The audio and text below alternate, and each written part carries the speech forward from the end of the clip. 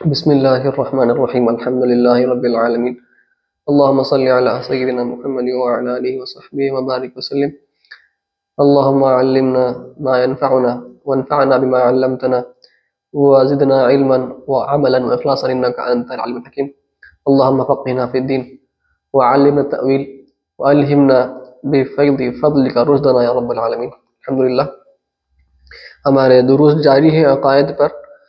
ابھی آج میں آپ کے سامنے مختصراً عرض کر دیتا ہوں جو ہم لوگ جس کتاب کو پڑھنے جا رہے ہیں اس کے جو مصنف ہے حضرت امام شرم العلی۔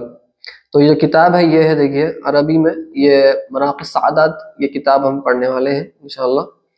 اس کا ترجمہ بھی کیا گیا ہے انگریزی میں اسینٹ ٹو فیلسٹی کے نام سے۔ شیخ فراز خان آج کے ماشاءاللہ اچھے عالم ہیں، ویسٹ میں رہتے ہیں۔ تو یہ آپ کو دستیاب ہے، انگریزی تو ترجمہ ہے، یہ ترجمہ آپ کو دستیاب ہے انڈیا میں بھی انشاءاللہ۔ اس کی لنک ہم کوشش کریں گے آپ کو وہاں بھیج دیں۔ تو امام شرم العلی کی جو مشہور کتاب پڑھائی جاتی ہے وہ نور الایضاح ہے، جو اکثر ہمارے درس نظامی میں پڑھائی جاتی ہے انڈو پاک میں۔ لیکن شام کے علماء فرماتے ہیں کہ نور الایضاح سے پہلے ایک چھوٹی کتاب ہے مناقب السعادات، یہ پڑھنا بہتر ہے مبتدئین کے لیے۔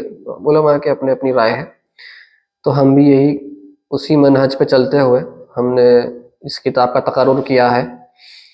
تو امام شرم العلی کے متعلق میں عرض کر دوں کہ آپ 994 ہجری میں آپ کی ولادت ہے، اور 1069 ہجری آپ کی وفات ہوئی۔ آپ بہت مشہور حنفی فقیہ گزرے ہیں 400 سال پرانے، اور آپ کی جو کنیت ہے ابو الاخلاص حسن بن عمار الشرم العلی الوفائی، وفائی سلسلے سے آپ کا تعلق ہے تصوف میں۔ اور آپ کے کئی اساتذہ رہے ہیں ویسے تو، اس میں سے جو بڑے نام ہیں شیخ محمد الحموی ہے، شیخ عبد الرحمن المسیری ہے، یہ قرات کے آپ کے استاد ہیں، اور فقہ میں آپ کے جو استاد ہیں امام عبداللہ النحریری، علامہ محمد المحبی، شیخ علی بن غانب المقدسی، یہ بڑے آپ کے فقہ کے اساتذہ ہیں۔ آپ ازہر میں پڑھے ہیں، جامعہ ازہر میں پڑھے ہیں، پھر بعد میں آپ وہاں پر استاد بھی بن گئے تھے، اور بڑے بڑے علماء آپ کے پاس پڑھ کر فارغ ہوئے ہیں، جس میں سے بڑے بڑے نام جو ہیں کچھ میں عرض کر دیتا ہوں۔ علامہ احمد العجمی، سید احمد الحموی، شیخ شاہین الارمناوی، اور ایک بہت بڑا نام ہے علامہ اسماعیل النابلوسی۔ علامہ اسماعیل النابلوسی جو ہیں یہ والد محترم ہیں حضرت شیخ عبد الغنی النابلوسی کے، جو کہ بہت بڑے صوفی گزرے ہیں۔ یہ آپ کے والد ہیں جو کہ امام شرم العلی کے شاگردوں میں سے ہیں۔ اور تو امام شرم العلی مفتی بھی رہے ہیں، اور ساتھ ہی ساتھ آپ مفتی ہونے کے باوجود آپ کتب تحریر کرتے رہے، کتب لکھتے رہے الگ الگ عنوانات پر۔ اس میں سے خاص جو مشہور کتب ہیں آپ کے، جیسے کہ ہم نے دیکھا کہ یہ مناقب السعادات ہے، نور الایضاح ہے۔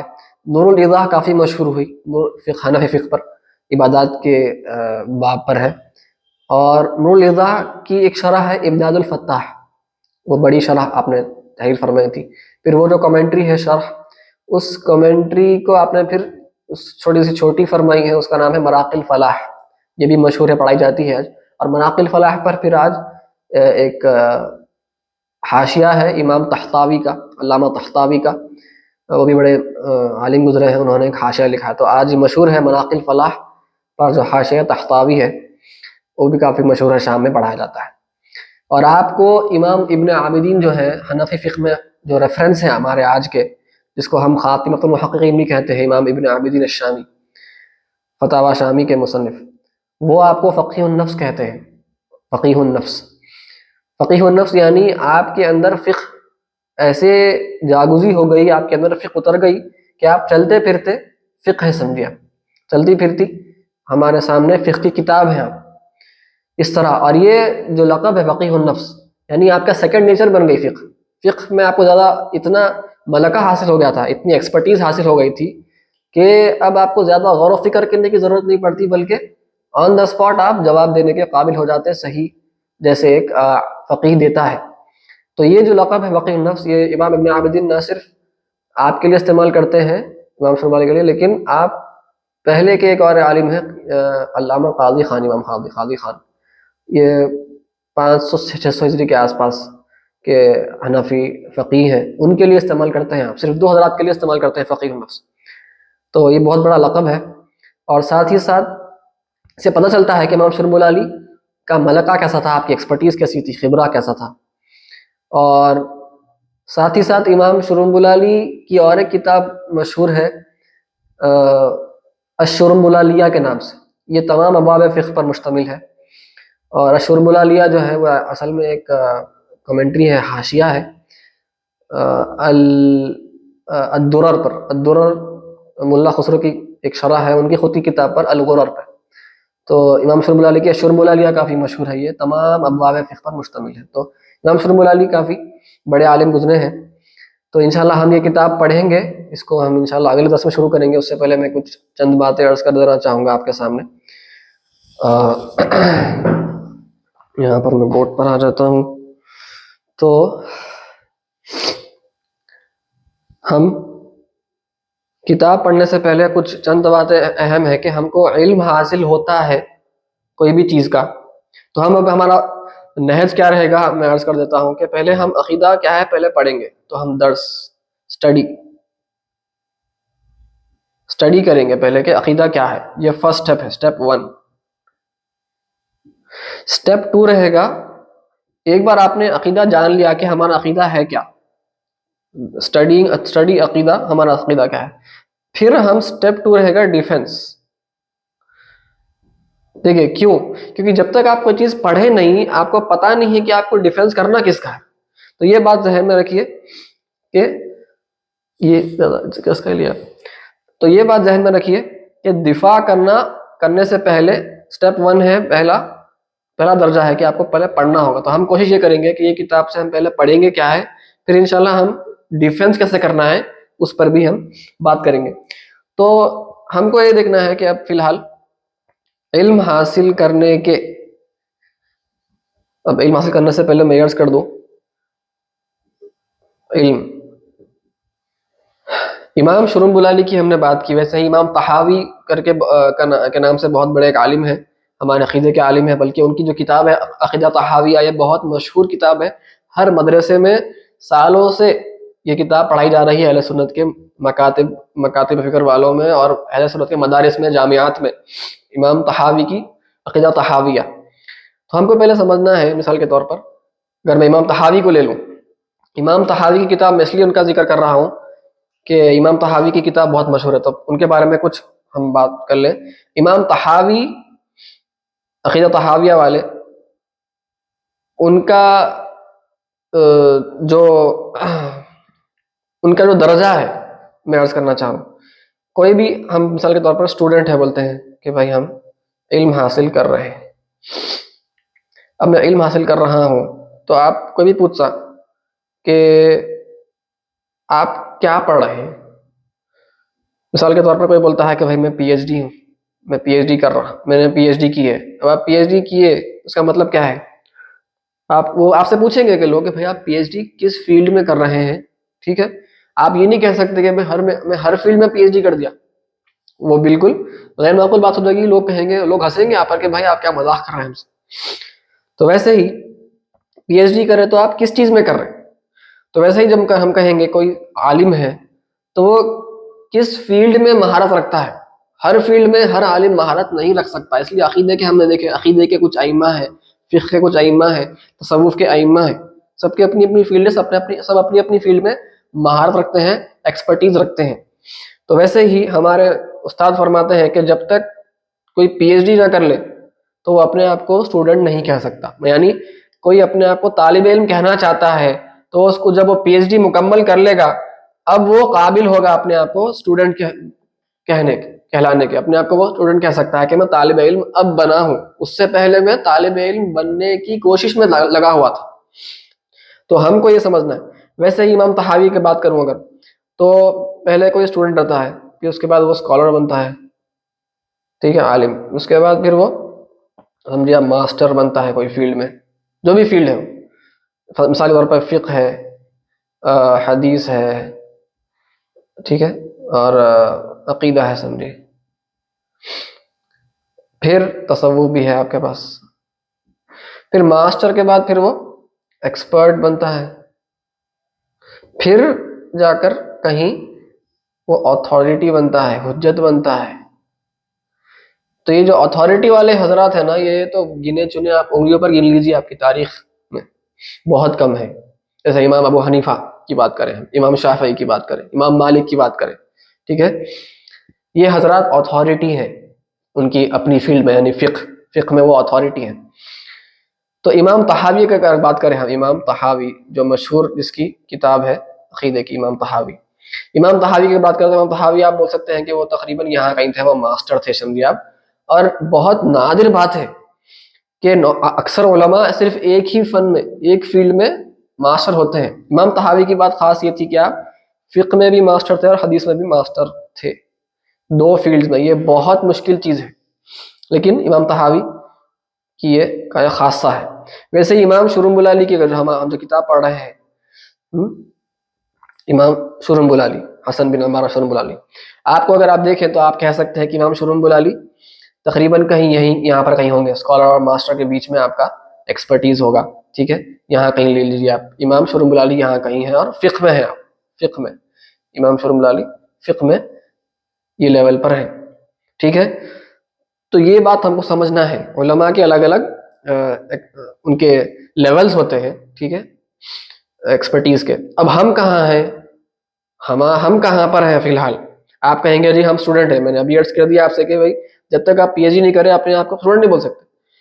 تو پھر ہم کو اپنی اوقات سمجھنا ہے، ہم کہاں پر ہیں. ہم ابھی یہاں کہیں پر ہیں. ابھی تو ہم انڈے میں کی زردی ہے، تو ہم انگریزی میں کہتے ہیں وانبی بولتے ہیں اس کو. وانبی یعنی وہ کوئی چیز کوئی بننا چاہتا ہے، وانٹ ٹو بی کی خرابی ہے وہ. I want to be something, I want to be what, I want to be a student. میں طالب علم بننا چاہتا ہوں، ابھی میں بننا چاہتا ہوں. تو ہم ابھی طالب علم بنے نہیں ہیں. میں خود اپنی بات عرض کر رہا ہوں، طالب علم کیسے بنتے ہیں ابھی فی الحال اس مراحل میں ہیں ہم، ٹھیک. ابھی ہم اسٹیج میں ہے کہ طالب علم بننا کیسے ہے وہ سیکھ رہے ہیں. انشاءاللہ ایک زمانہ آئے گا محنت کرتے کرتے کہ ہم طالب علم بنیں گے، پھر آگے کے مراحل طے ہونا ہے، ٹھیک ہے. تو بات آپ ذہن میں رکھ لیجئے کہ ہم ابھی طالب علم کیسے بننا ہے وہ سیکھ رہے ہیں. اپنے آپ کو لوگ اپنے آپ کو عالم کہہ دیتے ہیں، علامہ کہہ دیتے ہیں، یہ بہت خطرناک بات ہے. جبکہ ہم طالب بھی نہیں بنے تو عالم علامہ تو بہت دور کی بات ہے، ٹھیک ہے. تو یہ بات چند کچھ گزارشات تھے، چند ذہن کو کھولنے کے لیے کچھ آپ کے سامنے باتیں عرض کر دی ہم نے. تو اب ہم علم پر بات کرنا چاہ رہے تھے کہ علم ہم کو حاصل ہوتا کیسے ہے. یہ تھوڑا سا ضروری ہے. کیوں آج کے زمانے میں سائنس کا بڑا بول بالا ہے کہ سائنس کہتی ہے ہم کو سب پتا ہے، بلکہ عربی میں سائنس کو کہتے ہیں، کیا کہتے ہیں پتا ہے آپ کو؟ علوم کہتے تھے. سائنس کو علوم، ابھی بھی علوم ہی کہتے ہیں سائنس کو، علوم. تو سائنس کہتی ہے علم حاصل کرتے ہیں ہم، لاجیکل ہیں، بڑے لاجیکل ہیں. تو ہم کو سمجھنا ہے کہ ہم کو علم حاصل ہوتا کیسے ہے. سب سے پہلے دو قسم کے باتیں ذہن میں رکھ لیجئے. ایک چیز ہوتی ہے قطعی علم، اور ایک ہوتا ہے ظنی. ظنی کیا مطلب، قطعی کیا مطلب؟ قطعی مطلب ڈیفینٹ مطلب آپ کو 100% سرٹینٹی ہے، یقین، 100% یقین ہے، 99.9% بھی نہیں، 100% یقین ہے.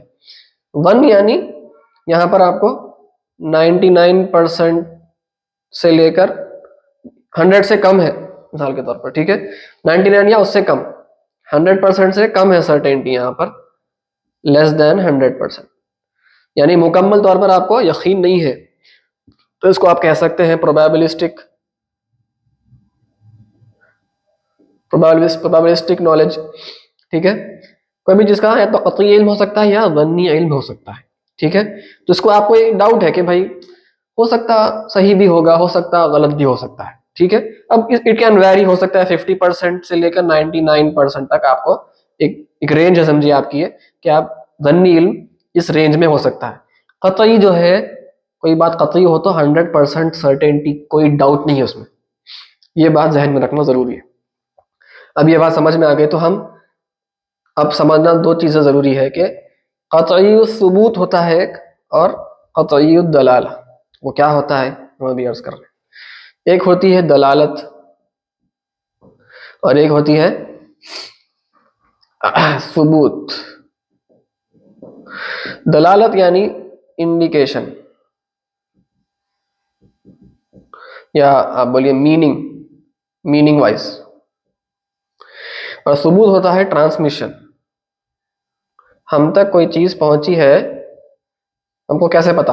مثال کے طور پر ہم قرآن پڑھتے ہیں نا، قرآن پڑھتے ہیں تو کیا قرآن ہم تک وہی قرآن پہنچا ہے آج، یا احادیث جو ہم پڑھ رہے ہیں کتب میں ہماری، کیا احادیث جو ہم پڑھ رہے ہیں وہ وہی احادیث ہے، وہی قرآن ہے جو حضور تلاوت فرمایا کرتے تھے، جو حضور پر نازل ہوا تھا صلی اللہ علیہ وسلم؟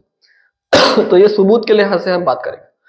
تو دلالت میں دو قسم کے ہوتے ہیں، ایک ہوتا ہے قطعی اور ایک ہوتا ہے ظنی.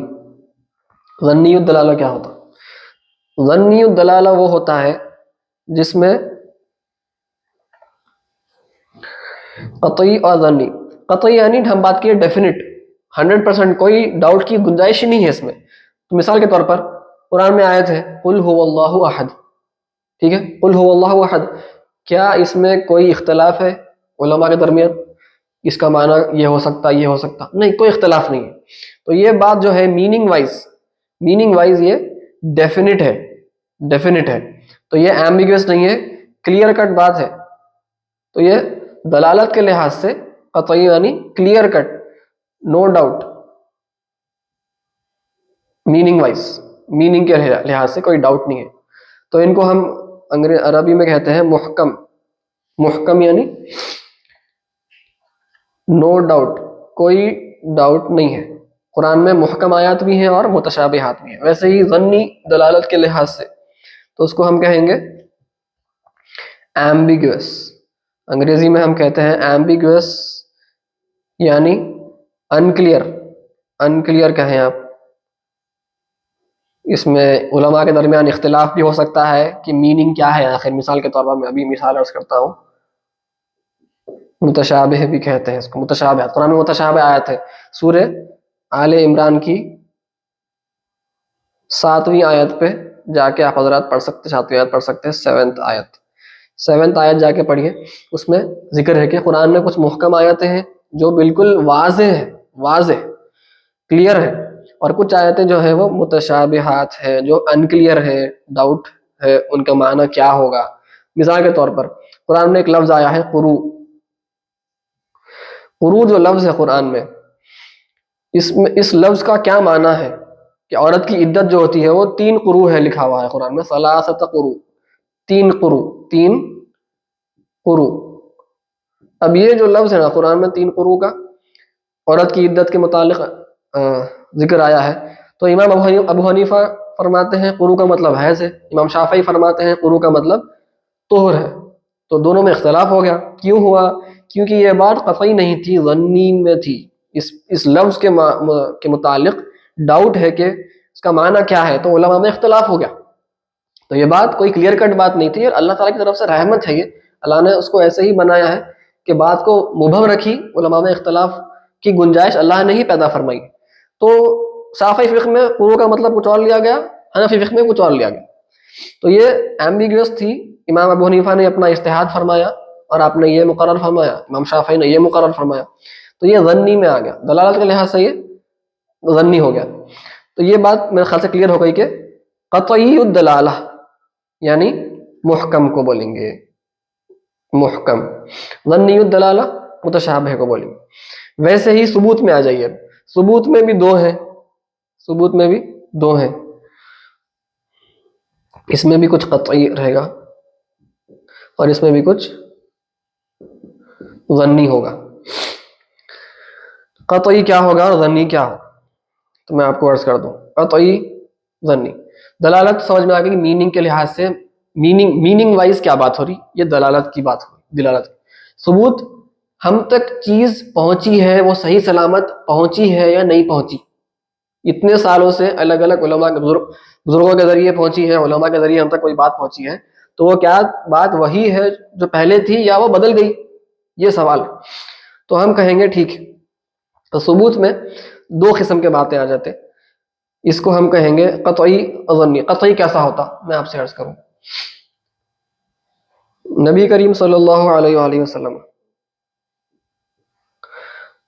یہ نبی صلی اللہ علیہ وسلم آپ کے کچھ صحابہ سے آپ نے کچھ ذکر فرمایا صلی اللہ علیہ وسلم. اب کچھ صحابہ ہیں، آپ نے کوئی بات ذکر فرمائی، اب پھر وہ صحابہ نے تابعین تبع تابعین سے فرمایا. ٹھیک، یہ تابعین تبع تابعین سمجھے مثال کے طور پر.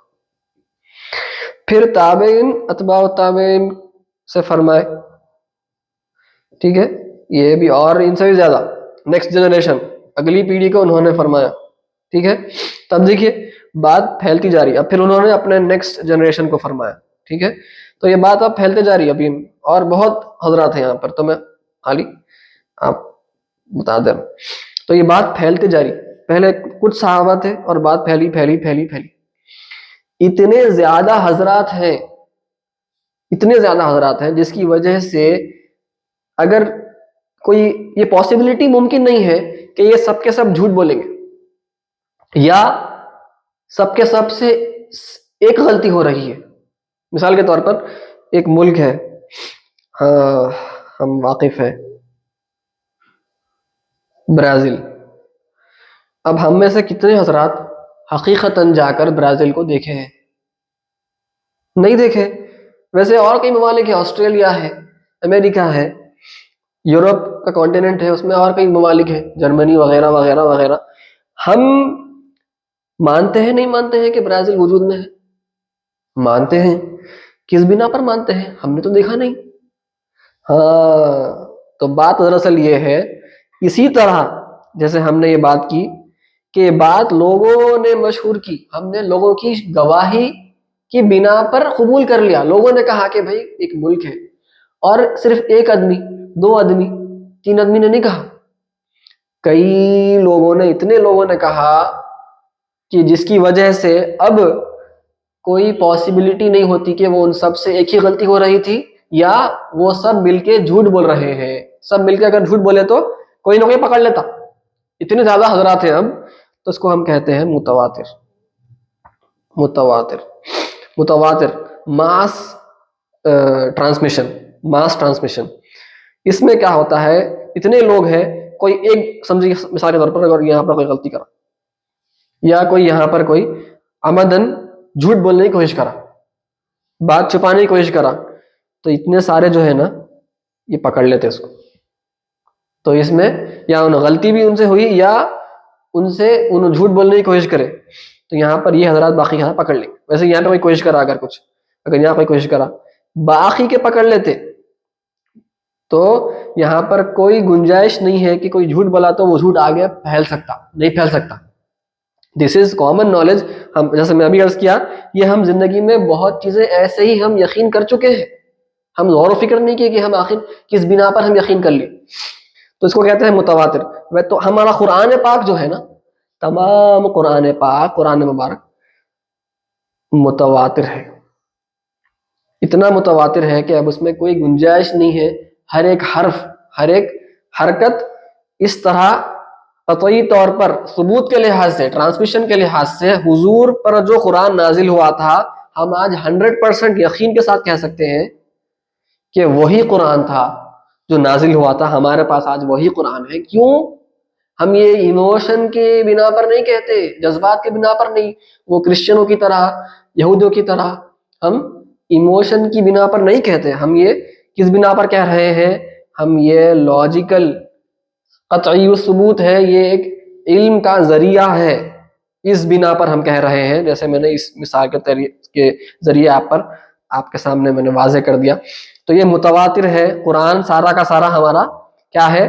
متواتر ہے. ماس ٹرانسمیشن ہوا ہے، اور اس سے کیا ملتا ہے آپ کو؟ قطعی مطلب کیا ہے؟ 100% سرٹینٹی ملتی ہے. یہاں پر بھی 100% سرٹینٹی تھی کہ یہ معنی ایک ہی ہے اور کوئی معنی ہو نہیں سکتا. یہاں پر وہ 100% سرٹنٹی نہیں تھی, 100% یقین نہیں تھا, 100% یقین تھا, تھوڑا کم یقین تھا کہ بھائی یہ معنی بھی ہو سکتا ہے, یہ معنی بھی ہو سکتا ہے. ویسے یہاں پر ثبوت کے لحاظ سے قطعی ہے, یعنی متواتر ہے, یعنی وہی چیز ہے جو اس زمانے میں تھی, آج ہم تک وہی چیز پہنچی ہے. یہ 100% ہم اس بات کو سمجھ سکتے ہیں, جذبات کی بنا پر نہیں بلکہ علم کی بنا پر یہ بات ہو رہی ہے, لاجیکل بات ہو رہی ہے. اب ہم ظنی پر آ جاتے ہیں. اب یہ ہو گئی قرآن کی بات. قرآن ہمارا مکمل طور پر اتنے زیادہ راوی ہیں, اس کے اتنے راوی ہیں, اتنے نریٹرز ہیں کہ قرآن ہمارا متواتر کے درجے پر پہنچ چکا ہے. تواتر کے ساتھ قرآن ہم تک پہنچتا ہے, تواتر کے ساتھ. اب یہ ظنی ہے, کیا مطلب یہاں پر 100% سے کم ہوگا نا. ظنی کا مطلب ہم نے کہا تھا کہ 100% یقین نہیں ہے لیکن اس سے تھوڑا کم ہے, ہو سکتا ہے 99% ہوگا, ہو سکتا ہے 51, 60%, 70% یقین ہوگا, لیکن مکمل 100% یقین نہیں ہے ظنی. اب ظنی کیا ہے؟ ظنی مثال کے طور پر ہمارے اکثر جو احادیث مبارکہ ہیں وہ چونکہ ایک فرد روایت کرتے ہیں, صحابی ہیں, آقا دو جہاں صلی اللہ علیہ وسلم سے روایت کر رہے ہیں, پھر وہ ایک صحابی ایک تابعی کو کہتے ہیں, پھر ایک تابعی ایک تابعی کو کہتے ہیں. آپ دیکھیں یہاں پہ ایک ایک ایک ہے, تو اس میں اگرچہ کہ یہ سارے کے سارے جھوٹ نہیں کہہ رہے ہیں, سچے ہیں سب, ان کا حافظہ بھی مضبوط ہے, لیکن اس میں احتمال ہے کہ یہ غلطی ہو سکتی ہے ان سے. ٹھیک ہے, یہ انسان ہے. ویسے اگر دو بھی ہوں, کم سے کم چلیے دو لگا لیں, یہاں پر 2 نے 3 کو کہا, 3 نے پھر 2 کو کہا, پھر 2 نے پھر 1 کو کہا, پھر 1 2 3. دیکھیے آپ, یہ جس طرح متواتر تھا نا, کئی حضرات تھے, یہاں پر کئی حضرات نہیں ہیں. تو یہاں پر احتمال ہے یا پاسبلٹی ہے کہ انسان سے غلطی ہو سکتی ہے کسی سے بیچ میں. جھوٹ بولا تو جھوٹا تو بالکل جھوٹ پھیل جائے گا آگے, ٹھیک, لیکن اگر جھوٹ نہ بھی بولے غلطی بھی ہو سکتی ہے کسی سے, اگر سچے ہیں سارے کے سارے, ٹھیک. تو اس کی وجہ سے ہم کہتے ہیں یہ جو ہے یہ متواتر کے درجے پر نہیں ہے, اس سے آپ کو 100% یقین نہیں ہے. آپ بول سکتے ہیں ہاں 70% میں کہہ سکتا ہوں, 80%, 90% میں کہہ سکتا ہوں کہ جو حدیث مبارکہ سرکار نے اپنے مبارک زبان سے فرمائی تھی وہی حدیث آج ہمارے پاس محفوظ ہے. اکثر احادیث جو ہے 99% احادیث وہ ظنی ہے ثبوت کے لحاظ سے. کچھ متواتر احادیث بھی ہیں, قرآن متواتر ہے, ویسے کچھ احادیث بھی ہیں جو متواتر ہے, علماء میں اختلاف ہے کہ کتنے احادیث متواتر ہیں. متواتر بالمعنی بھی کہتے ہیں, متواتر آگے عرض کریں گے. تو فی الحال اس کو ہم کہتے ہیں, اب یہاں پر دیکھیے اب مثال کے طور پر, اب یہ جو اس کو بولتے ہیں ہم احاد, احد کی جمع احاد, یہاں پر احاد لکھ دیتے ہیں. یہ کیا ہے؟ سنگل نریشن, سمجھے, یہ جو ہے ماس نریشن ہے یا ماس ٹرانسمیشن, ٹھیک ہے. بہت لوگ ہیں کہ اس میں کوئی سب کے سب ایک غلطی نہیں کر سکتے, سب کے سب ایک ہی جھوٹ نہیں باندھ سکتے, پکڑے جاتے. یہاں پر یہ جو ہے یہ سمجھیے آپ سولیٹری نریشن سے, سولیٹری نریشن میں یہ پاسبلٹی ہے کہ غلطی ہو سکتی, ٹھیک. اب اس کو ہم احاد میں کیا کرتے ہیں, دیکھنا پڑتا ہے, یہاں پہ ایک ایک راوی کو جانچنا پڑتا ہے. یہ علوم حدیث کی فیلڈ ہے, اس میں اصول حدیث کی فیلڈ ہے. اب اس میں ایک ایک صحابی کو دیکھتے ہیں کہ بھائی ہر صحابی یا راوی جو بھی ہے نیچے, ہم دیکھیں گے کہ بھائی ان کا حافظہ کیسا ہے, میموری کیسی ہے, ٹھیک ہے. میموری سے پہلے ہم دیکھیں گے کہ کیا وہ ٹرسٹ وردی ہیں, عدالت کیسی ہے ان کی, ہم ان کی ٹرسٹ وردینس, ہم ان پر بھروسہ کر سکتے نہیں کر سکتے, جھوٹ بولنے والے ہیں کیا ہے, ٹھیک ہے. صحابہ کے واسطے نہیں, وہ صحابہ تو ہمارے پاس تمام قابل بھروسہ ہے, بعد میں تابعین سے ہم چیک کرتے ہیں. پھر میموری حافظہ کو دیکھیں گے, پھر ہم دیکھیں گے پھر سند, یہ راوی ان سے ملے نہیں ملے, یہ بھی دیکھیں گے ہم. بیچ میں ہو سکتا ہے کوئی کبھی ایسا بھی ہوتا ہے, یہ ہے راوی یہ کہہ رہے ہیں کہ بھائی انہوں نے مجھ سے کہا تھا, بھائی آپ نے کبھی ملاقات ہی نہیں کی, کیسے ہو سکتا. تو یہ ہم دیکھیں گے کہ یہاں پہ کنیکشن آف دا چین, اتصال و سند کہتے ہیں اسے, connection of chain of narration, ٹھیک ہے. یہ 1 ہو گیا, یہ 2 ہو گیا, 3 ہو گیا, 4. تو پھر علت اور شاذ, تو یہاں پہ ہم کہیں گے ڈیفیکٹس نہیں ہونا چاہیے, علت سے پاک ہونا چاہیے, نو ڈیفیکٹس. اور ہم یہ علوم میں پڑھتے, خالی عرض کرنا آپ کے سامنے. اور پھر ہم شاذ یعنی اینوملس. انوملس نریشنز نہیں ہونا چاہیے، ڈسکرپنسیز نہیں ہونا چاہیے. تو یہ ہم پڑھتے ہیں. تو عدالت ہو گئی، حافظہ ہو گیا، اتصال و سند ہے، اور یہ علت سے پاک ہونا چاہیے اور شذوذ سے پاک ہونا چاہیے، نہیں چاہیے.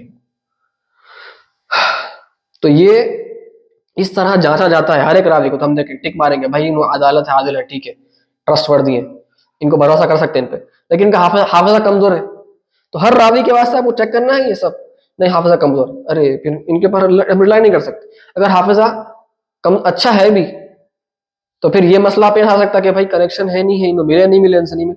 تو یہ سب مسائل پیش آتے ہیں آحاد میں، ٹھیک ہے. سولٹری نریشنز میں یہ مسائل پیش آتے ہیں. تو اس سے ہم کو کون سا کس قسم کا علم ملتا ہے؟ قطعی علم نہیں ملتا، ظنی علم ملتا ہے. 100% نہیں بلکہ اس سے کم، لیس دین 100% سرٹینٹی کے ساتھ آپ کو علم ملتا ہے. تو ہم جب علوم عقیدہ پڑھتے ہیں تو ہم کو ضروری ہے کہ ہم یہ سمجھیں کہ ہم جب بات کہہ رہے ہیں کوئی، تو اکثر علوم عقیدہ میں کیونکہ عقیدہ ہماری بنیاد ہے، تو ہم کیا کریں گے؟ قطعی بات کو ترجیح دیں گے. کوئی بھی ظنی بات کو ہم ترجیح دینے سے پہلے دیکھیں گے قطعی بات ہے نہیں ہے ہمارے پاس. اب دیکھیے میں احاد کی آپ کے ساتھ مثال دوں کہ احاد کی مثال ایسی ہے. آپ ایک دن ایبسنٹ تھے اسکول میں یا کالج میں، آپ کے دوست نے کہا کہ بھائی کل سرپرائز ٹیسٹ لینے والے ہیں ہمارے ٹیچر ہمارا. تو کیا آپ کو اس کی بات پر یقین ہوگا؟ آپ سوچ رہے ہوں گے ہو سکتا ہے یہ میرے ساتھ پرانک کر رہا ہے، ہوگا میرے ساتھ یہ جھوٹ بول رہا ہے، میرا دوست ہے. دوست ایک دوسرے سے پرانک کرتے ہیں تو آپ کو یقین نہیں آئے گا، کیونکہ ابھی صرف ایک ہی راوی ہے آپ کے پاس. آپ نے ایک دوست کو فون کیا، اس نے بھی کہا کہ بھائی ہاں کل ٹیسٹ ہے، تو آپ کو 2 راوی مل گئے ابھی آپ کے پاس آپ کے لیے. پھر بھی ابھی بھی آپ ظنی میں ہی ہیں، آپ ابھی بھی غور و فکر کر رہے ہیں کہ بھائی بات ہو سکتا ہے کل ٹیسٹ ہوگا، میں ایبسنٹ تھا، لیکن میرے دوست شاید مجھ سے گیم کھیل رہے ہوں گے، پرینک کر رہے ہوں گے. آپ نے کیا کیا؟ آپ نے ایسے شخص کو پھر کال کیا جو ان دونوں کے ساتھ نہیں رہتا، جو ان کی گروپ کا نہیں ہے. آپ کے 2 دوست کو کال کیا آپ نے، تیسرا آپ نے کال کیا آپ کے ٹیچر کو کال کیا آپ نے. ٹیچر نے کہا جی ہاں کل ٹیسٹ ہے. تو اب آپ کو بات سمجھ میں آ گئی کہ بھائی یہ دونوں میرے دوست ٹیچر کے ساتھ مل کر تو پرینک نہیں کر سکتے، یہ نہیں ہو سکتا ہے. تو یہاں پر ویسے ہی آپ نے ایک ٹاپر سے بات کی سمجھیے، تو یہ 2 دوست آپ کے ہو گئے، ایک ٹیچر ہو گئے. پھر آپ کے دوست تھوڑے کم وقت ہیں، ہو سکتا ہے، تو آپ نے کوشش کی کہ جو کلاس کا ٹاپر ہے، اچھا پڑھنے والا لڑکا ہے، اس کو آپ نے کال کیا، وہ بھی کہا جی ہاں کل ٹیسٹ ہے. اب آپ دیکھیے یہ 2 مل کر آپ کو بیوقوف بنا سکتے ہیں، لیکن یہ ٹیچر الگ ہے، یہ وہ پڑھاکو بچہ الگ ہے. یہ الگ گروپ کے ہیں، یہ الگ گروپ کے ہیں، یہ الگ گروپ کے ہیں. یہ تینوں گروپس مل کر آپ کے ساتھ پرینک کھیلنا بہت مشکل چیز ہے. تو آپ کو بات سمجھ میں آ گئی کہ بھائی یقین پہلے ظنی تھا کہ صرف 2 لوگ تھے پہلے، تو آپ کو ڈاؤٹ ہو رہا تھا. تو آپ نے کیا کیا؟ قطعی کیسے بنایا اس کو؟ ایسے لوگوں کو کال کیا جو حضرات ان کے ساتھ ملتے جھلتے نہیں ہیں. تو آپ کی پھر بات یقین پر پہنچ گئی. ٹھیک ہے، میں آپ کو عرض کر رہا ہوں سمجھانے کے لیے کانسیپٹ کیا ہے. تو ہمارے پاس یہ ہے ٹیسٹیمنی کہتے ہیں اس کو. Testimony is a source of knowledge. ٹھیک ہے، تو میں یہاں پر آپ کے سامنے یہ دلالت اور ثبوت کے لحاظ سے، تو ہمارے پاس علم کے ذریعے الگ الگ ہیں. درس تھوڑا لمبا ہو گیا ہے آج، لیکن کچھ اہم باتیں ہیں. اس کو کہتے ہیں ہم انگریزی میں ایپسٹمولوجی، کہ علم کوئی چیز کا حاصل ہو بھی سکتا ہے یا نہیں ہو سکتا. نالج کیا؟ نالج بھی اچیوڈ اور ناٹ، اکوائرڈ اور ناٹ. نالج اگر ملتی ہے، حاصل ہو بھی جاتی ہے، تو کیسے ہوتی ہے، کس ذریعے سے ہوتی ہے؟ تو ہم دیکھیں کہ ٹیسٹیمنی ایک ہے، ٹیسٹیمنی ایک نالج کا ذریعہ ہے. ویسے ہی ٹیسٹیمنی میں 2 چیزیں آ جاتے ہیں. ٹیسٹیمنی میں ہم دیکھ لیے متواتر سے، ہم صرف بات کریں گے تو ہم قطعی کی بات کریں گے. ٹھیک ہے، ہم ظنی کی بات نہیں کرتے فی الحال، ہم قطعی کی بات کریں گے جو 100% سرٹن یقینی بات. تو اس میں 2 چیزیں ہو جائیں گی. ایک ہو جائے گی متواتر، ماس ٹرانسمیشن سے خبر ہے متواتر، اور دوسری ہے ٹیسٹیمنی، شہادت، گواہی بولیں گے اس کو آپ. اب لوگوں کی گواہی پہ تو مان رہے ہیں آپ بات. برازیل ہے نہیں ہے، بات کی برازیل کیسے مانے آپ؟ کوئی بھی کنٹری دو دور ممالک ہے. یا فار ایگزامپل سمجھیے الیگزینڈر دا گریٹ، ہم ایک نام سنتے ہیں، الیگزینڈر دا گریٹ نامی ایک شخص تھا، ہم تاریخ میں پڑھتے ہیں ایک تھا، اور کئی ایسے لوگوں کے بارے میں ہم پڑھتے ہیں، ٹھیک، گنگیز خان کے بارے میں پڑھتے ہیں، ٹھیک. یہ جو الگ الگ نام ہے، ابراہم لنکن لگائیے آپ، ٹھیک ہے، ابراہم لنکن، الگ الگ جو نام پڑھتے ہیں ہم، کیا نہ صرف ہم مانتے ہیں بلکہ غیر مسلمان بھی مانتے ہیں کہ بھائی اس قسم کی شخصیات موجود وجود میں تھے نہیں تھے؟ سب مانتے ہیں. کس بنا پر مانتے ہیں؟ شہادت کی بنا پر ہی تو مان رہے ہیں. کیوں؟ کیونکہ یہ خبر متواتر ہے، اتنے لوگوں نے اس کی بات ہم تک پہنچائی ہے کہ اب اس کا انکار کرنا پاسبل نہیں. ٹھیک ہے، تو ویسے ہی یہ خبر متواتر ہو گئی. اور ایک ہوتی ہے خبر رسول. خبر، ابھی اس پر زیادہ ہم بات نہیں کریں گے. ایسا رسول، اس کی شرط ہے، ایسا رسول، اللہ کا رسول جو معجزے کے ذریعے اس کی حمایت کی گئی ہے، اللہ تعالیٰ کی حمایت ہوئی ہے اس کے ساتھ. یعنی کوئی بھی آ کر کہہ دے میں رسول ہوں تو ہم بات نہیں مان سکتے ان کی. ٹھیک، ایسا رسول جس نے دعویٰ کیا ہے نبوت کا، ساتھ ہی ساتھ اللہ نے اس رسول کے ہاتھ پر معجزے بھی صادر فرمائے ہیں تاکہ اس کی رسالت کی تصدیق ہو جائے. Confirmation, as a confirmation affirmation of his prophethood and messengership. تو ایسے رسول کی بات، یا نبی، رسول ہو کے نبی، یہ بات بھی قطعی ہوتی ہے، 100% سرٹینٹی کے ساتھ ہوتی ہے. تو اس میں آپ کو ہم کہیں گے کہ یہ آپ کو زیادہ سوچنا نہیں پڑتا اس میں، تو اس کو ہم بولتے ہیں ضروری. ضروری یعنی انیٹ نالج کہیے آپ، انیویٹیبل نالج ہے کہ آپ اپنے آپ یہ آپ کو خبر مل جاتی ہے. یہ رسول کی بات سچی ہے، تھوڑا سا آپ کو غور کرنا پڑتا ہے، اس کو ہم بولیں گے استدلالی. استدلالی یعنی ڈیڈکشن، ڈیڈیوس کرتے ہیں آپ. کیا ڈیڈیوس کریں آپ سوچے، غور و فکر کیا، آپ عقل کا سہارا لیے کہ اگر ایک رسول ہے، جو دعویٰ کر رہا ہے ایک شخص نبوت کا، رسالت کا، اور اس کو پھر اللہ کی طرف سے حمایت بھی ہو رہی ہے، تو لہٰذا غور و فکر کرنے پر سمجھ میں آتا ہے کہ اللہ کوئی جھوٹے کی حمایت تو نہیں کر سکتا. تو ہم نے غور و فکر کیا، اوپر سے عرض کر رہا ہوں، تو ہم نے استدلال کیا، ڈیڈیوس کیا کہ نہیں، جس کی حمایت کی گئی ہے تو پھر وہ نبوت کا دعویٰ کر رہا ہے، تو پھر نبوت اس کی سچی ہے. ٹھیک ہے، یہ ہم نے غور و فکر کیا. اب میں عرض کر رہا ہوں، تو ایک ہوتا ہے ڈیڈکشن، ہوتا ہے ایک ہوتا ہے انڈکشن. ڈیڈکشن کیا ہوتا ہے کہ ہم ایک یونیورسل کانسیپٹ ہمارے ذہن میں ہوتا ہے، یونیورسل رول، ایک کلی ہمارے ذہن میں ایک قاعدہ ہوتا ہے. مثال کے طور پر the whole is greater than the part. جز جو ہے، اب یہ ایک ہمارا کل ہے سمجھیے، اس کے میں ٹکڑا لے لیا. پیزا ہے سمجھیے، مثال یہ پیزا ہے، یہ پیزا کا میں ٹکڑا لے لیا ایک.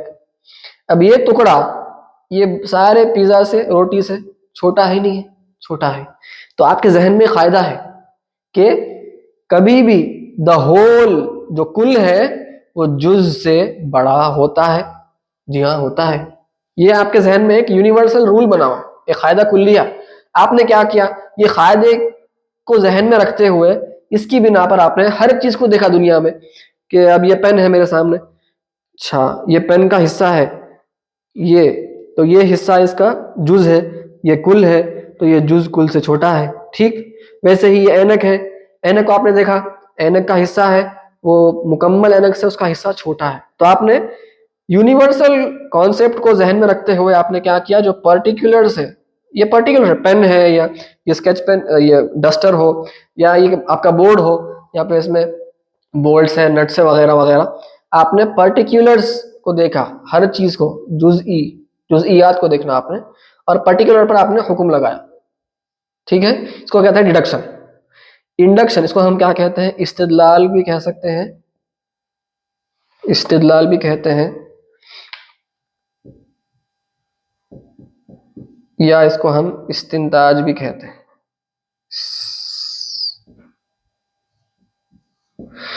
ویسے ہی انڈکشن کہتے ہیں استقراء کو. انڈکشن سے آپ کو 100% قطعی علم ملتا ہے، اور آپ کو استقراء سے آپ کو ظنی علم ملتا ہے. اب میں عرض کرتا ہوں کیسے. इंडक्शन क्या है? इंडक्शन इसका उल्टा है। यहाँ पर आप एक कायदा कुल्लिया यूनिवर्सल रूल लिए थे, यूनिवर्सल रूल के तहत आपने पर्टिकुलर हर चीज पे वो रूल अप्लाई किया। यहाँ पर उल्टा है, आप पर्टिकुलर को देखते हैं और पर्टिकुलर हर चीज को देखते हैं कि आप देखते हैं कि मैं ये इसको देख रहा हूँ, इसको देख रहा हूँ मैं कि अच्छा इसमें इसका कैप जो है ये छोटा है मुकम्मल पेन से, तो लिहाजा मैंने कायदा बनाया। आप कायदा बना रहे हैं, यहाँ पर आप क्या कर रहे हैं, आप उल्टा जा रहे हैं और कायदा बना रहे हैं। इसमें मसला ये होता है, एक बहुत बड़ी मिसाल के तौर पर एक स्वैन करके एक परिंदा है, स्वैन, हम जानते हैं इस परिंदे को। अब ये परिंदा जो है लोगों ने देखा कि हर जगह जब भी देखते हैं तो ये स्वैन परिंदा जो हंस बोलते हैं हम, हंस, ये वाइट है, सफेद है। तो कुछ परिंदों को देखे, हर जगह जब भी देखते हैं परिंदों को हम देखते हैं भाई हर जगह देख रहे हैं कि ये परिंदा जो है ये वाइट ही नजर आ रहा है। लिहाजा क्या किए, जुज़ई को देखे हम जुज़ियात को, पर्टिकुलर को देखे हम और देखे हम एक कायदा बना दिए कि एवरी स्वैन इज वाइट। क्या बना दिया कायदा, किस तरह इंडक्शन करे, उल्टा करे, एवरी स्वैन इज वाइट, ये कायदा बना दिए, यूनिवर्सल रूल बना दिए। यहां से यहां गए, डिडक्शन में आप कायदे से यहां पर आते हैं, यूनिवर्सल से पर्टिकुलर को आते हैं। इंडक्शन में क्या होता है, उल्टा जाते हैं आप पर्टिकुलर से यूनिवर्सल को आते हैं। अब आपने बना दिया कायदा, बाद में पता चला कुछ सालों के बाद ऑस्ट्रेलिया में कहीं पर एक स्वैन दिखी, किस कलर की, ब्लैक कलर की। तो मसला क्या होगा, इससे मालूम ये हुआ कि ये कतई जो हमने कायदा बनाया था, ये कायदा हमको कतई इल्म नहीं दे रहा था, वन्नी इल्म दे रहा था। बाद में ये कायदा गलत साबित हो गया। तो इंडक्शन से आपको वन्नी इल्म मिलता है, हो सकता है नहीं भी हो सकता, कतई इल्म आपको इंडक्शन से नहीं मिलता, इस्तिक़रा से नहीं मिलता। तो फिर हमको फिर कायदा चेंज करना पड़ा कि भाई ब्लैक स्वैन्स भी होते हैं दुनिया में, ब्लैक स्वैन्स भी हैं, हमने देखे नहीं थे, हमने देखे नहीं तो उसका मतलब ये नहीं है कि वो नहीं है। ठीक है, तो इंडक्शन का ये प्रॉब्लम है, इस्तिक़रा में ये मसला पैदा होता है, इसलिए हम डिडक्शन का काम लेंगे। डिडक्शन इज मोर इंपॉर्टेंट क्योंकि इससे 100% यकीनी इल्म मिलता है। तो ये बात समझ में आ गई। अब मैं, आज का दर्स थोड़ा लंबा हो गया है लेकिन बहुत अहम बातें हैं आपके सामने अर्ज करने की, इसलिए अर्ज कर रहा हूँ। तो एक हमारी पहली हो गई, टेस्टिमनी के जरिए हम इल्म हासिल कर सकते हैं। दूसरा है हमारे 5 सेंसेस। ठीक है, टच, साइट, हियरिंग, स्मेलिंग, ये जो हमारे 5 सेंसेस है, सेंस ऑर्गन्स है, अल हवासुल खम्स जो कहते हैं, उसके जरिए हमको इल्म हासिल होता है।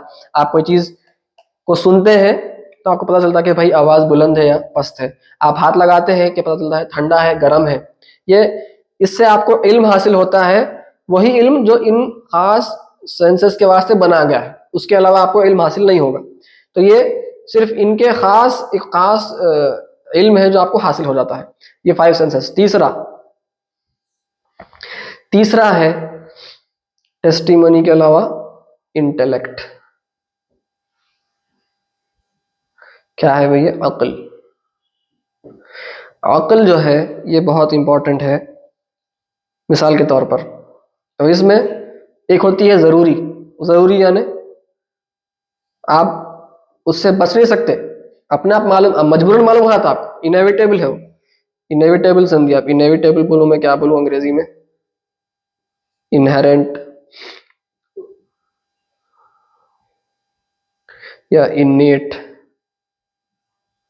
ये जरूरी है बात अपने आप नहीं चाह कर भी ये बात मालूम हो जाती है आपको। मिसाल के तौर पर, जैसे हमने अभी वो कायदा पढ़ा था कि हर चीज जुज जो है कुल से छोटा होता है। इसको क्या गौर फिक्र करने की जरूरत है आपको गौर फिक्र करने की जरूरत नहीं है, सोचने की जरूरत नहीं है, इस पर तफक्कुर की जरूरत नहीं है, अपने आप आपको ये बात पता चल चुकी है, आपको मालूम है ये बात। ठीक है, तो ये जरूरी हो गया, ये एक हो गया। तो ये भी कतई है, इसमें सोचने की जरूरत नहीं है।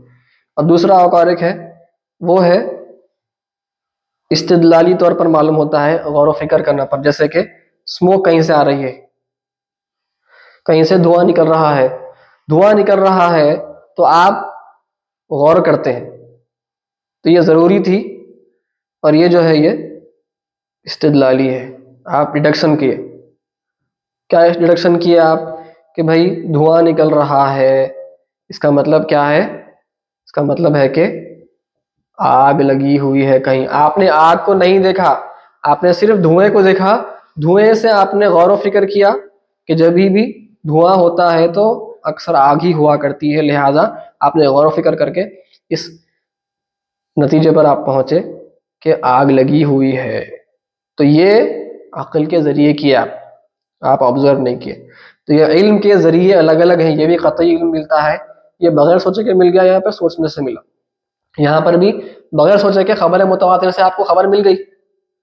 برازیل ہے نہیں ہے سوچنے کی ضرورت نہیں ہے آپ کو، خبر رسول پہ غور و فکر کرنا پڑا، لیکن پھر آخر میں سمجھ میں آ گیا کہ یہ بھی قطعی ہے. تو یہ بھی قطعی ہے، یہ بھی قطعی ہے، یہ بھی قطعی ہے. یہ تین جو ہے ہمارے ذریعے 1 2 اور 3 یہ ہمارے علم حاصل کرنے کے ذرائع ہیں. ان کے علاوہ سائنس کیا کہتی ہے؟ سائنس ان کو نہیں استعمال کرتی. سائنس کیا کرتی ہے؟ آبزرویشن. سائنس آبزرو کرتی ہے، اس کو کہتے ہیں ایمپیریکل ایویڈنس. ایمپیریکل سائنس آبزرو کرتی ہے.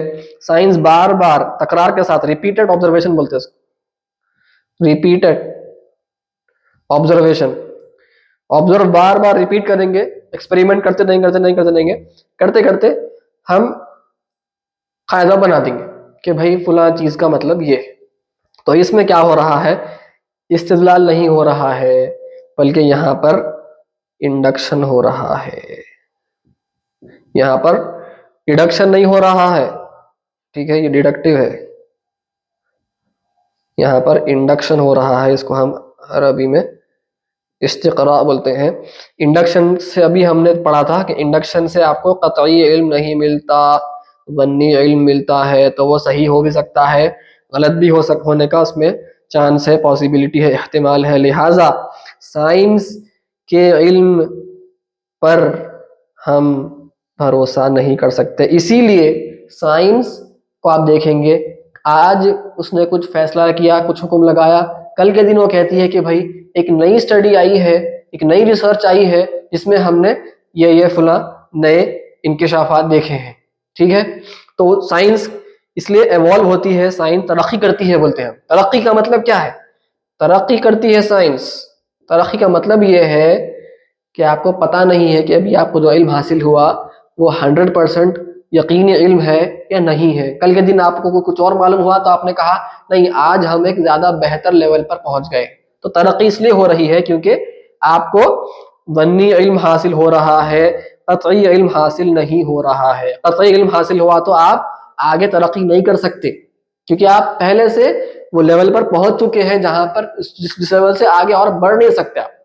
تو اس سائنس کو ہم کو سمجھنا ہے کہ ہم یہ علم کا ذریعہ ہے، یہ ذریعہ ہے، یہ ذریعہ ہے، قطعی علم کا ذریعہ ہے، سرٹینٹی ڈیفینٹ علم کا ذریعہ ہے.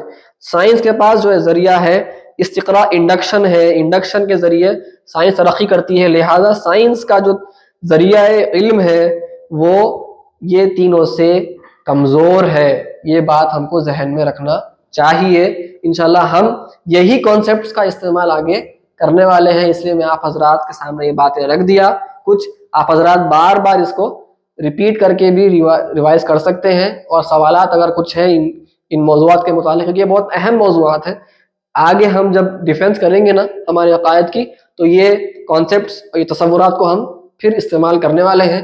تو میں آپ حضرات سے گزارش کروں گا کہ آپ حضرات بار بار اس کو دیکھیے، ریپیٹ کر کے دیکھیے. سمجھ میں نہیں آیا تو سوالات کیجئے. انشاءاللہ اگر لائیو سیشن کی ضرورت ہے تو انشاءاللہ وہ بھی آپ حضرات کمنٹس میں کمنٹ کر سکتے ہیں انشاءاللہ تعالی.